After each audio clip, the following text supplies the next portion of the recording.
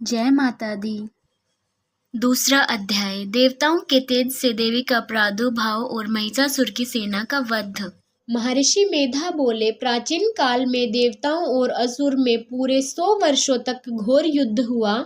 उनमें असुरों का स्वामी महिषासुर था और देवराज इंद्र देवताओं के नायक थे। इस युद्ध में देवताओं की सेना परास्त हो गई और इस प्रकार संपूर्ण देवताओं को जीत महिषासुर इंद्र बन बैठा। युद्ध के पश्चात हारे हुए देवता प्रजापति श्री ब्रह्मा को साथ लेकर उस स्थान पर पहुंचे जहां पर कि भगवान शंकर विराजमान थे। देवताओं ने अपनी हार का सारा वृतांत भगवान श्री विष्णु और शंकर जी से कह सुनाया। वह कहने लगे, हे प्रभु, महिषासुर सूर्य, इंद्र, अग्नि, वायु, चंद्रमा, यम, वरुण तथा अन्य देवताओं के साथ सब अधिकार छीनकर सबका अधिष्ठाता स्वयं बन बैठा है और समस्त देवताओं को स्वर्ग से निकाल दिया है। वह मनुष्यों की तरह पृथ्वी पर विचर रहे हैं। दैत्यों की सारी करतूत हमने आपको सुना दी है और आपकी शरण में आए हैं, इसलिए आए हैं कि आप उनका वध करने का कोई उपाय सोचें। देवताओं की बात सुनकर भगवान श्री विष्णु और शंकर जी को दैत्यों पर बड़ा गुस्सा आया। उनकी भौहें तन गई और उनकी आंखें लाल हो गई। गुस्से में भरे हुए भगवान विष्णु के मुख से एक बड़ा भारी तेज निकला और उसी प्रकार का तेज भगवान शंकर, ब्रह्मा और इंद्र आदि सारे देवताओं के मुख से प्रकट हुआ। फिर वह सारा तेज एक में मिल गया और तेज का वह पुंज ऐसे दिखता था जैसे कि ज्वाल्यामान पर्वत हो। देवताओं ने देखा कि उस पर्वत की ज्वाला चारों ओर फैली हुई थी और देवताओं के शरीर से प्रकट हुए तेज की तुलना नहीं हो सकती। एक स्थान पर इकट्ठा होने पर वह तेज एक देवी के रूप में परिवर्तित हो गया और अपने प्रकाश से तीनों लोकों में व्याप्त जान पड़ा। वह भगवान शंकर का तेज था जिससे देवी का मुख प्रकट हुआ और यमराज के तेज से देवी के सिर के बाल बने। भगवान श्री हरि के तेज से उनकी भुजाएं बनी। चंद्रमा के तेज से दोनों स्तन और इंद्र के तेज से जांघा और पिंडली तथा पृथ्वी के तेज से उनका नितंब भाग बना और ब्रह्मा के तेज से दोनों चरण और सूर्य के तेज से उनकी उंगलियां पैदा हुई और वसुओं के तेज से हाथों की उंगलियां और कुबेर के तेज से नासिका बनी। प्रजापति के तेज से उनके दांत और अग्नि के तेज से कान प्रकट हुए। इस प्रकार उस देवी का प्रादुर्भाव हुआ। महिषासुर से पराजित देवता उस देवी को देखकर अत्यंत प्रसन्न हुए और भगवान शंकर ने अपने त्रिशूल में से एक त्रिशूल निकाल कर देवी को दिया और भगवान विष्णु ने अपने चक्कर में से चक्कर निकाल कर देवी को दिया। वरुण ने अपने चक्कर में से चक्कर निकाल कर देवी को दिया और वरुण ने देवी को शंख भेंट किया। अग्नि ने इसे शक्ति दी, वायु ने इसे धनुष और बाण दिए और सहस्त्र नेत्रों वाले श्री देवराज इंद्र ने उसे अपने वज्र से उत्पन्न करके वज्र दिया और ऐरावत हाथी का एक घंटा उतार कर देवी को भेंट किया और यमराज ने उसे काल दंड में से एक दंड दिया और वरुण ने पाश दिया। प्रजापति ने स्फटिक की माला दी और ब्रह्मा जी ने उसे कमंडलू दिया। सूर्य ने देवी के समस्त रोमों में किरणों का तेज भर दिया। काल ने उसे चमकती हुई ढाल और तलवार दी तथा उज्जवल हार और दिव्य वस्त्र भी भेंट किए और इनके साथ ही उसने दिव्य चूड़ामणि दी, कुंडल, कंकण, उज्जवल अर्धचंद्र, बाहों के लिए बाजूबंद, चरणों के लिए नुपुर, गले के लिए सुंदर हांसली और उंगलियों के लिए रत्नों से बनी हुई अंगूठियां दी। विश्वकर्मा ने उनको फरसा दिया और उसके साथ ही कई प्रकार के अस्त्र और अभेद्य कवच भी दिए। हे इसके अतिरिक्त उसने उसे कभी न कुम्हलाने वाली सुंदर कमलों की मालाएं भेंट की। समुद्र ने सुंदर कमल का फूल भेंट किया और हिमालय ने सवारी के लिए सिंह और तरह तरह के रतन देवी को भेंट किए। यक्ष राज कुबेर ने मधु से भरा हुआ पात्र और शेषनाग ने उन्हें बहुमूल्य मणियों से विभूषित नागहार भेंट किया। इस तरह दूसरे देवताओं ने भी उसे आभूषण और अस्त्र देकर उसका सम्मान किया। इसके पश्चात देवी ने उच्च स्वर में गर्जना की और उसके भयंकर नाद से आकाश गूंज उठा और देवी का वह उच्च स्वर से किया हुआ नाद सिंहनाद समा न सका और आकाश उनके सामने छोटा प्रतीत होने लगा। उससे बड़े जोर की प्रतिध्वनि हुई और जिससे समस्त विश्व में हलचल मच गई और समुद्र कांप उठे, पृथ्वी डोलने लगी और सब पर्वत हिलने लगे। देवताओं ने उस समय प्रसन्न हो सिंहवाहिनी जगतमयी देवी से कहा, हे देवी तुम्हारी जय हो। इसके साथ महिषासुर ने भक्ति भाव से विनम्र होकर उनकी स्तुति की और संपूर्ण त्रिलोकी को शोकमग्न देख कर दैत्यगण अपने सेनाओं को साथ लेकर और हथियार सजाकर खड़े हुए और महिषासुर के क्रोध की कोई सीमा न थी। उसने क्रोध में भरकर कहा, यह सब क्या भयंकर नाद का शब्द सुनाई दिया है। और आगे पहुंचकर उसने देवी को देखा जो कि अपनी प्रभा से तीनों लोकों को प्रकाशित कर रही थी। उसके चरणों के भार से पृथ्वी दबी जा रही थी। माथे के मुकुट से आकाश में एक रेखा सी बन रही थी। उसके धनुष के टंकोर से सब लोग शुद्ध हो रहे थे। देवी अपनी सहस्त्र भुजाओं को संपूर्ण दिशाओं में फैलाई खड़ी थी। इसके पश्चात उसने दैत्यों के साथ युद्ध छिड़ गया और कई प्रकार के अस्त्र शस्त्रों से सब प्रकार की दिशाएं भूषित होने लगी।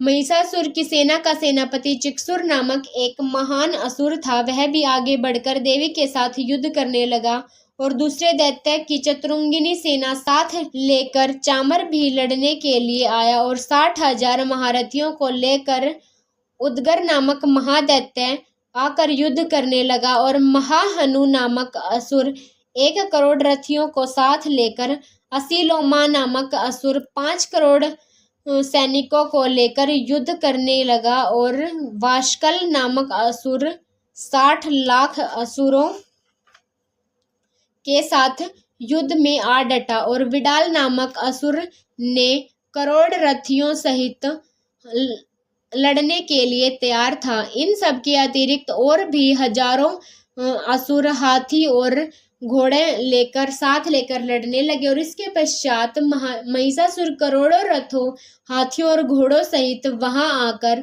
देवी के साथ लड़ने लगा। सभी असुर तोमर, भिंदीपाल, शक्ति, मूषल, खड़गों, फरसों, फट्टियों के साथ रणभूमि में देवी के साथ युद्ध करने लगे। कई शक्तियां फेंकने लगे और कई अन्य शस्त्र आदि। इसके पश्चात सब के सब दैत्य अपनी अपनी तलवारें हाथ में लेकर देवी की ओर दौड़े, उसे मार डालने का उद्योग करने लगे। मगर देवी ने क्रोध में भरकर खेल ही खेल में उनके अस्त्र शस्त्रों को काट डाला। इसके पश्चात ऋषियों और देवताओं ने देवी की स्तुति आरंभ कर दी और वह प्रसन्न होकर असुरों के शरीर पर अस्त्र शस्त्रों की वर्षा करती रही। देवी का वाहन भी क्रोध में भरकर दैत्य सेना में इस प्रकार विचरने लगा जैसे कि वन में दावानल फैल रहा हो। युद्ध करती हुई देवी ने क्रोध में भरकर जितने श्वासों को छोड़ा वह तुरंत ही सैकड़ों हजारों गणों में परिवर्तित हो गए।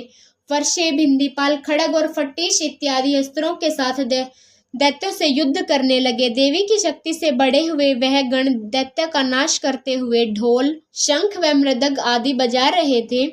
तदनंतर देवी ने त्रिशूल, गदा, शक्ति, खड़ग इत्यादि से सहस्त्र असुरों को मार डाला।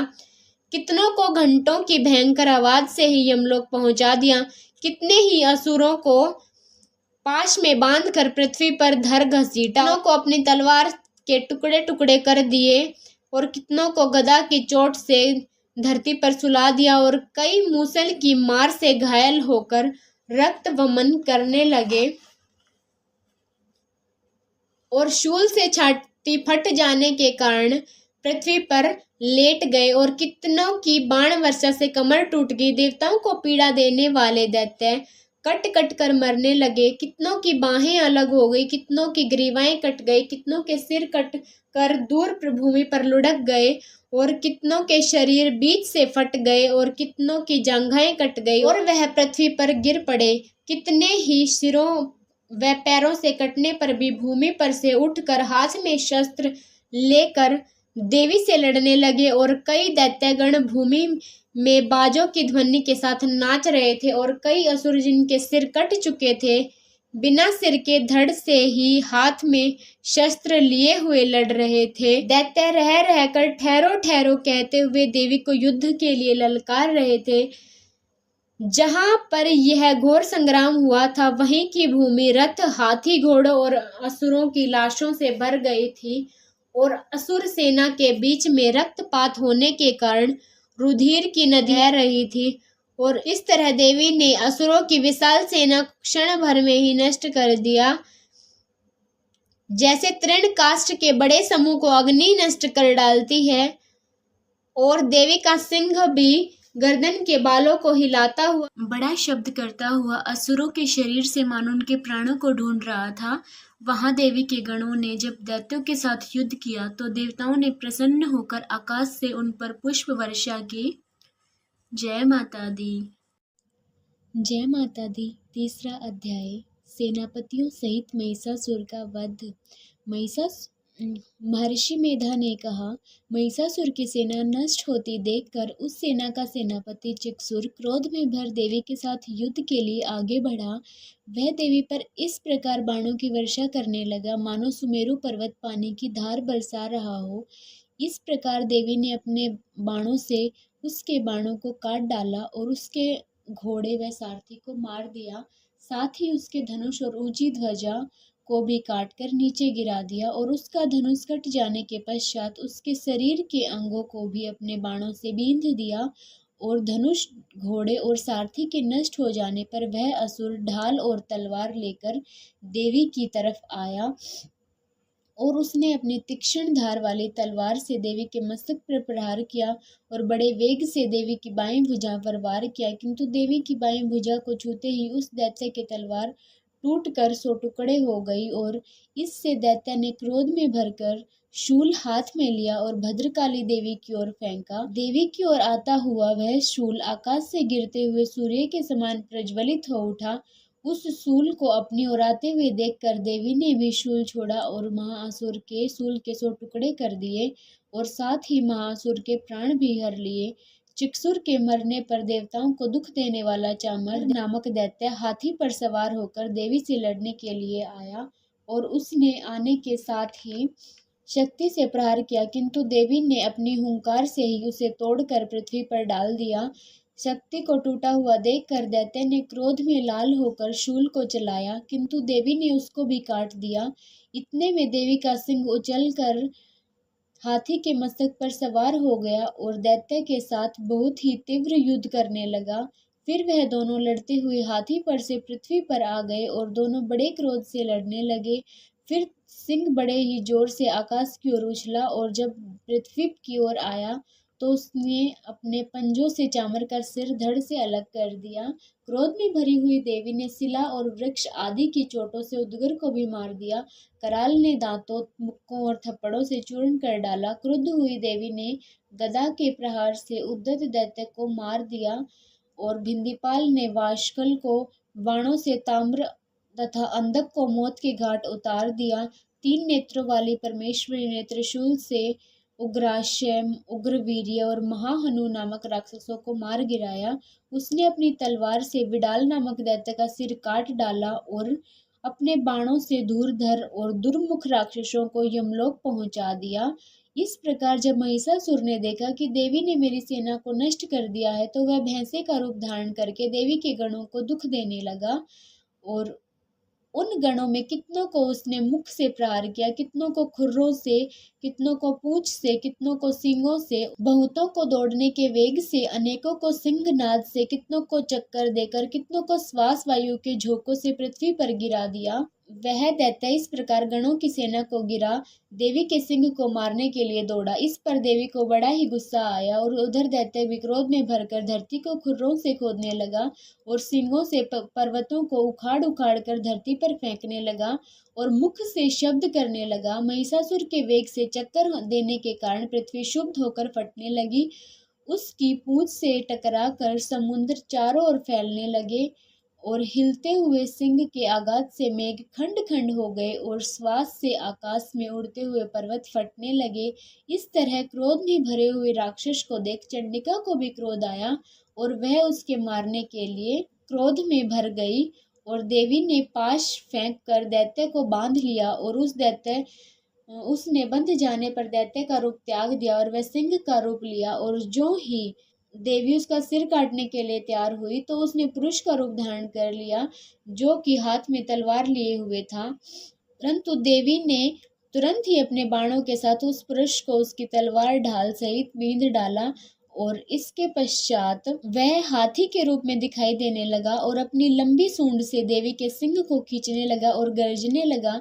देवी ने अपनी तलवार से उसकी सूंड काट डाली और तथा राक्षस ने एक बार फिर भैंसे का रूप धारण कर लिया और पहले की तरह चर जीवों सहित समस्त त्रिलोकी को व्याकुल करने लगा। इसके पश्चात क्रोध में भरी हुई देवी बारंबार उत्तम मधु का पान करने लगी और लाल लाल नेत्र करके हंसने लगी। उधर बलवीर्य तथा मद से क्रुद्ध हुआ दैत्य भी गरजने लगा, अपने सींगों से देवी पर पर्वतों को फेंकने लगा और देवी अपने बाणों से उसके फेंके हुए पर्वतों को चूर्ण करने लगी। उधर बलवीर्य तथा मद से क्रुद्ध हुआ दैत्य भी गरजने लगा, अपने सींगों से देवी पर पर्वतों को फेंकने लगा और देवी अपने बाणों से उसके फेंके हुए पर्वतों को चूर्ण करती हुई बोली, ओ मूढ़, जब तक मैं मधुपान कर रही हूँ तब तक तू गरज ले। इसके पश्चात मेरे हाथों तेरी मृत्यु हो जाने पर देवता गरजेंगे। महर्षि मेधा ने कहा। यूं कहकर देवी उछल कर उस दैत्य पर जा चढ़ी और उसको अपने पैर से दबाकर शूल से उसके गले पर आघात किया। देवी के पैरों को दबाने पर भी दैत्य अपने दूसरे रूप में अपने मुख से बाहर आने लगा। अभी वह आधा ही बाहर निकला था कि देवी ने उसे अपने प्रभाव से रोक दिया। जब वह आधा निकला हुआ दैत्य युद्ध करने लगा तो देवी ने अपनी तलवार से उसका सिर काट डाला और इसके पश्चात सारी राक्षस सेना हाहाकार करती हुई वहां से भाग खड़ी हुई और सब देवता अत्यंत प्रसन्न हुए और जब ऋषियों महर्षियों सहित देवी की स्तुति करने लगे, गंधर्व राज गाने लगे और अप्सराएं नृत्य करने लगे। जय माता दी।